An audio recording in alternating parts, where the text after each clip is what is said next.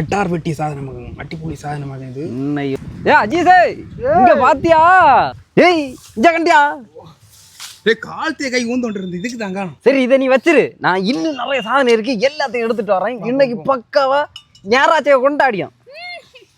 Side dish கொண்டு ஓடி வா.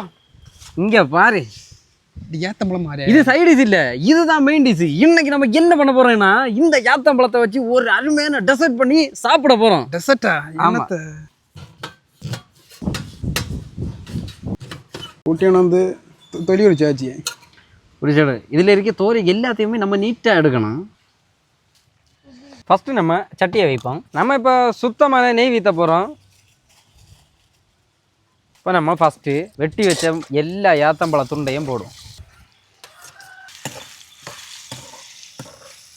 இப்போ வந்து பழம் நல்லா கொதிச்சு வந்துட்டுருக்கு. இந்த சமயத்தில் நம்ம என்ன பண்ண போகிறோம்னா நம்ம கட் பண்ணி வச்ச அண்டி பருப்பு, பாதாம் பருப்பு, கிஸ்மிஸ் பழம் இந்த மூணையும் சேர்த்து தட்ட போகிறோம்.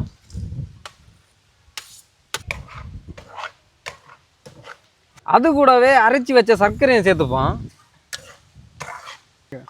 இப்போ என்ன பண்ண போறோம்னா துருவி வச்ச தேங்காயை போட போறோம். பரப்பரான்னு போடணும்.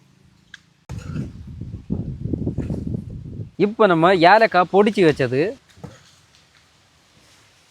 இனிமே தான் மெயின் சம்பவமே இருக்கு. ஃபர்ஸ்ட் இதை ஓப்பன் பண்ணோம்.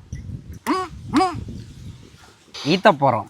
அட்டார் வெட்டி சாதனமாகும் அட்டிப்புளி சாதனமாகும் இது இன்னையோட நம்ம ஈத்தின பிறகு எக்ஸ்ட்ரா மனம் அடிக்குது.